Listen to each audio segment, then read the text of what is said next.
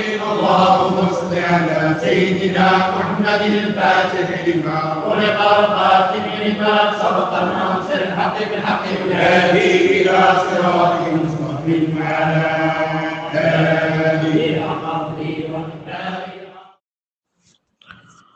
السلام عليكم ورحمة الله وبركاته. بسم الله والحمد لله الصلاة والسلام على أشرف المرسلين وعلى آله وصحبه أجمعين أما بعد. اللهم صل على سيدنا محمد الفاتح لما أغلق والخاتم لما سبق ناصر الحق بالحق والهادي إلى صراطك المستقيم وعلى آله حق قدره ومقداره العظيم. ഏറ്റവും ആദരം ബഹുമാനമുള്ള സഹോദര സഹോദരിമാരെ, പരിശുദ്ധമായ ഹജ്ജ് മാസം ഏറെ പ്രതീക്ഷയോടുകൂടെ നമ്മൾ കാത്തിരുന്ന് നമ്മിലേക്ക് എത്തിയിരിക്കുകയാണ്. ഓരോ ഹജ്ജ് മാസം നമ്മിലേക്ക് വരുമ്പോഴും നമ്മുടെ ഹൃദയത്തിൽ ഒളിമങ്ങാതെ എന്നും സൂക്ഷിക്കുന്ന രണ്ട് നാമങ്ങളാണ് സയ്യിദുന ഖലീലുല്ലാഹി ഇബ്രാഹിം നബി അലൈഹിസ്സലാം, സയ്യിദുന ഇസ്മായിൽ നബി അലൈഹിസ്സലാം. അവരെ ത്യാഗനിർഭരമായ ആ ജീവിത കഥകളിൽ ഏറ്റവും പ്രധാനപ്പെട്ട ഒന്നാണ് ഉദ്ഹിയ്യത്ത് എന്ന് പറയുന്ന ആ ബലികർമ്മം. ജഗന്നിയന്താവായ അല്ലാഹു സുബ്ഹാനഹു വ തആല തൻ്റെ മാർഗത്തിൽ ആറ്റുനോറ്റ് തനിക്കുണ്ടായ കുട്ടിയെ അറുക്കാൻ വേണ്ടി പറഞ്ഞപ്പോൾ കമാലിയത്തിൻ്റെ പദവിയിലേക്ക് എത്തിയ സയ്യിദുന ഇബ്രാഹിം നബി അലൈഹിസ്സലാത്തു വസ്സലാമിന് മനസ്സിൽ ഒരു ചെറിയ ഒരു സംശയം പോലും വന്നില്ല.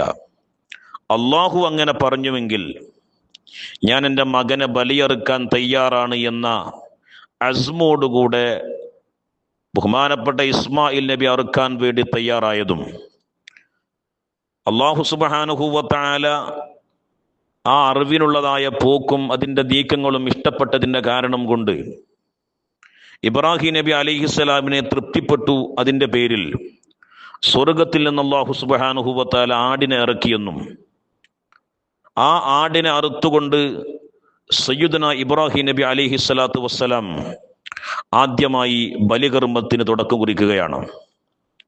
യഥാർത്ഥത്തിൽ ഇവിടെ ബലികർമ്മം നടക്കുന്നത് അല്ലെങ്കിൽ നടത്തുന്നത് ഒരു മൃഗത്തിൻ്റെ മേലാണെങ്കിലും ഒരു മൃഗത്തിനെ അറുത്ത് മാംസവിതരണം ചെയ്യുന്നത് കേവലം ഒരു പാവങ്ങളെ സഹായിക്കുക എന്നതോ അല്ലെങ്കിൽ എല്ലാവരെയും സന്തോഷിപ്പിക്കുക എന്നതോ അല്ല അതിൻ്റെ യാഥാർത്ഥ്യം, അതിൻ്റെ ഹഖീഖത്ത്. അവിടെ അറുക്കപ്പെടുന്നത് സ്വന്തം നഫ്സിനെ തന്നെയാണ്. അള്ളാഹുവിലേക്ക് എത്താൻ മടിക്കുന്ന, അള്ളാഹുവിനെ ഉൾക്കൊള്ളാൻ മടിക്കുന്ന,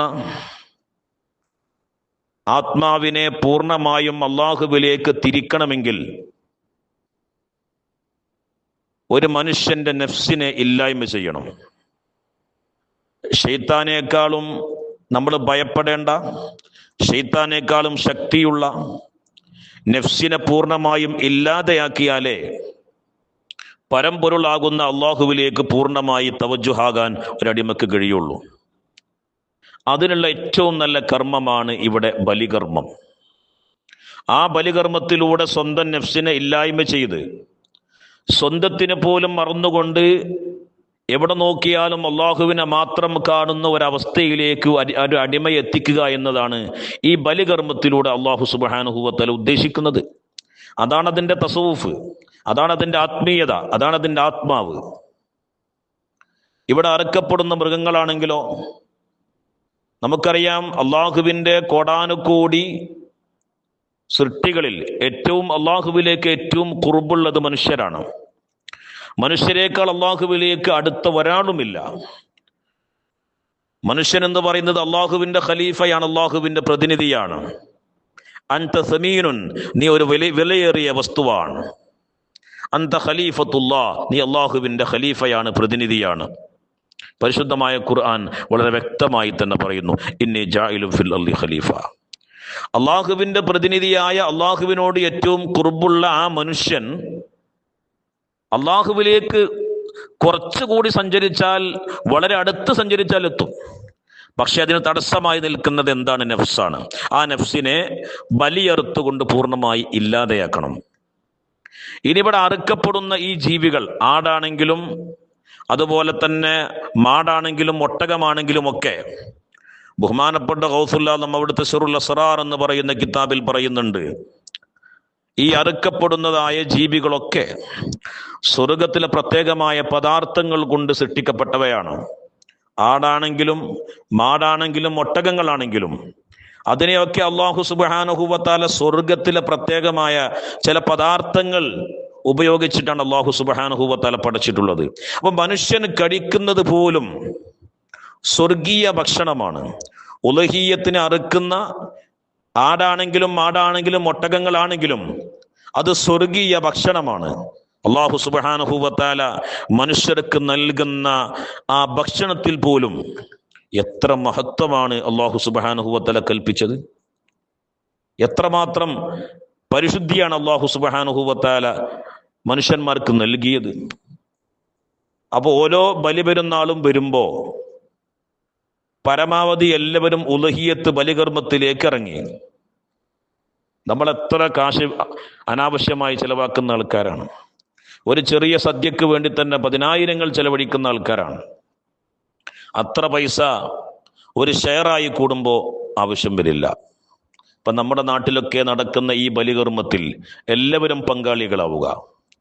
അത് കേവലം നാട്ടുകാരെ കാണിക്കേണ്ട ആവശ്യങ്ങൾക്കോ അല്ലെങ്കിൽ ഞാനൊരു ബലിയെറുക്കുന്ന ആളാണ് എന്ന് ജനങ്ങളെ അറിയിക്കാനോ അല്ല. അല്ലാഹു സുബ്ഹാനഹു വ തആലയും ഹബീബായ മുഹമ്മദ് റസൂലുള്ളാഹി സ്വല്ലല്ലാഹു അലൈഹി വസല്ലമ തങ്ങളും പറയുന്നുണ്ട്, ഈ ബലികർമ്മത്തിലൂടെ അതിൻ്റെ മാംസമോ രക്തമോ അതിൻ്റെ രോമങ്ങളോ അള്ളാഹുവിലേക്ക് എത്തുന്നില്ല. മറിച്ച് തഖ്വയാണ് അള്ളാഹുവിലേക്ക് എത്തുന്നത്.